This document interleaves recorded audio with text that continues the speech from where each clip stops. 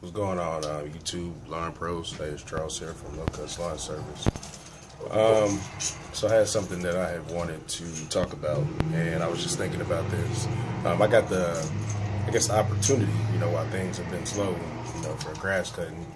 I got the chance to go work with my father-in-law, and he's a roofer of 20 years. So he knows the game pretty much in and out. I mean, anything that you can think of as far as roofing, he can do it. And I remember I was sitting down and I was talking with him and explaining to him about my goals and how, in my mind, even though I'm still a small business, I feel that I'm going to grow into a way, way bigger business than what I could have ever expected. And he sat down and he just kind of put some knowledge in my ear, and he was saying that, everything is going to take some time, but he was telling me that in business, all business that you are bringing in, from what he said, is good business, because that gives you the opportunity, no matter how small or how big the job, to showcase your talents. And when you showcase your talents, then other people get to see exactly what you can do, how much passion you have behind the craft that you are trying to hone in on and become perfect at. And another thing that he said is that your business at this stage right now is 100% reliant upon what you do as an owner. It doesn't rely on the workers that you have or the part-time people that you bring on with you. He said it relies on you. So remember, you should always be the first one up and the last one out. No exceptions to the rule. That is just the core baseline of being a business owner. First person up, last person out. And as he started to say that, I realized that, true enough, I had adopted that principle. But when we were out there on the roof, I started to understand more of what he was saying, because at this stage in his life, right, he has employees and stuff like that. He has like 5 folks that he works with, that are full time with him, but he still looks at his roofing company as the same roofing company that he had when he first started out, which it is dependent upon what I do as an owner. If I'm not out there leading my people, if I'm not out there busting my ass just as hard as them, then I'm not setting the state of example of what I feel that my business is about. And when he said that, that let me know that in the business that I'm choosing to grow and being in this particular profession and field, that I can't ever get to the point where I feel like, okay, my business is now able to self-sustain itself. Yes, that's nice. And he explained on that more, that yes, there's times where, yes, when I'm ready to go, or I just want to pick up and go and walk away and take the family out for a vacation, I can do that because I've worked hard to where my business can do that. But I don't let myself get into that feeling that at this point I no longer need to work. No, he is 56 years old and he's still out there like he was a 22-year-old working on the roof. And me, someone that's 28, I'm looking at him like I'm trying to outwork you, but I couldn't do it. I couldn't outwork him. And not only just because of the fact that I'm not experienced in roofing and stuff like that, but when I go and I'm going to work, I look at it as I'm going to try to outwork you.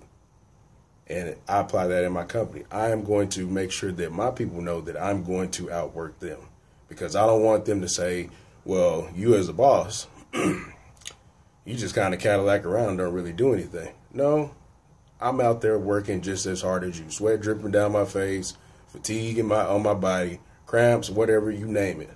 You got it, I got it too, because I'm busting my ass just as hard as you, if not harder.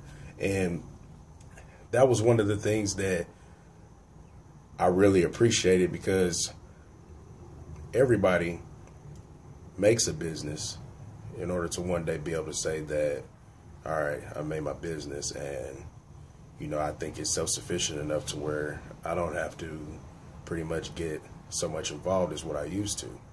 But that particular idea, when you look at it from a small business owner company, is pretty much flawed, because at the end of the day, the buck still stops at you. And if you don't continue to constantly look at your business as an opportunity for advancement, then you're going to hit a stale part where you just kind of stuck there. You just, and don't get me wrong, because that may be some people's goal, that they just want to get their business off the ground, get it running, get a little extra income in, and things are stable. And that's fine, and I respect that.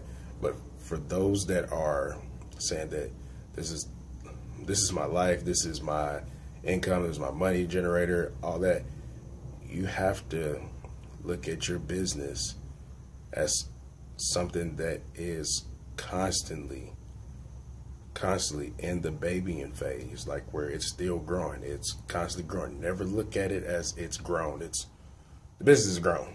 It's ready to do whatever I need to do. It'll do it.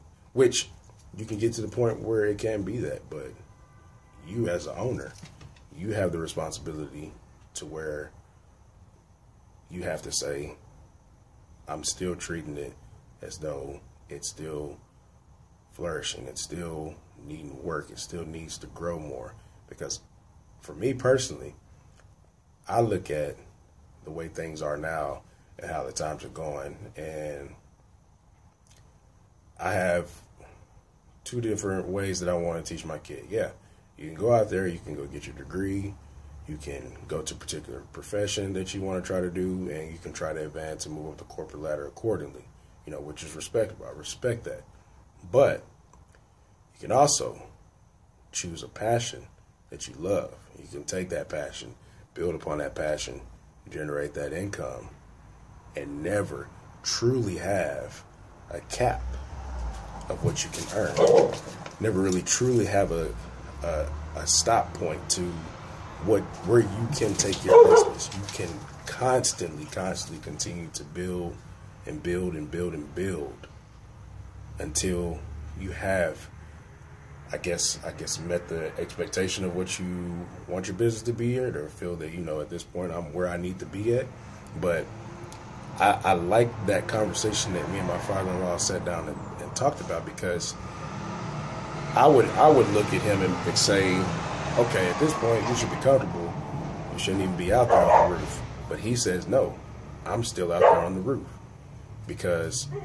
And he has good folks that work with him. He has people, they're reliable. They do the job. They know how he likes to work. They know what he expects. But it's never for him a just sit back and relax game. It's always another move that he is crafting in his mind to take himself to a further level or to advance further. And that is something that I'm saying that in the year of 2015 and going forward, I'm going to continue to strive to live by that ideology, that I can only increase and continue to increase from this point going forward. Like, I can't ever just look at it like I'll make a stopping point and that's where I'm at.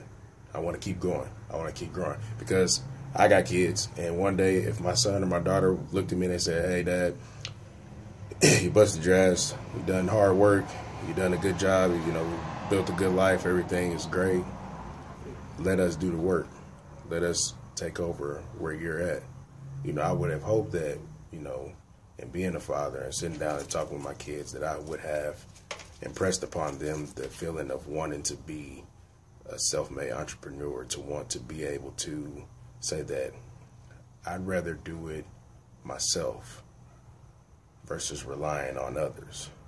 And, I think it's cool to be able to maybe hand the business down one day to my son or my daughter if they choose to, do it and, have a passion and, really enjoy lawn care. Because until we don't have any more grass, any more trees, lawns to cut, then the lawn care industry is going to be around forever. So You know, it's just like one of those things. The food industry is going to be around forever. Water, those industries are going to be around forever. People are always going to need water. You know, the industries that I think we're in is going to be around forever unless we just completely remove grass and all that good stuff. So there's always an opportunity to change the cycle of what your family name represents, what what your family name is, like, what the majority of your family is. Like, are you just a middle class average family, or are you a family that is able to sustain itself no matter how the economy goes? And I think that's what I want to be able to give to my family, is to be able to sustain themselves no matter how the economy how the economy goes, right? And I think that lawn care is an outlet to be able to do that. And it doesn't just have to be lawn care. It can go all the way up to landscaping. I mean, like I said, you can grow your business into whatever you want to grow it into, but you have to constantly treat your business as it's still in a growing phase. And because it's still in a growing phase, you never have that feeling of you can't work as hard as what you did when it was first started growing. You'll always have that feeling of, my business is dependent upon how hard I work. And it'll be a point where that's not necessarily true. That's not necessarily the case. Your business is doing quite well, but you as an owner, you never lose touch with that. And I think that that's what father-in-law wanted me to really get, was never lose touch with that particular feeling that your business is turnkey type operation and it doesn't need you. It always needs you because you were the one that established it. So remember, first one in, last one out.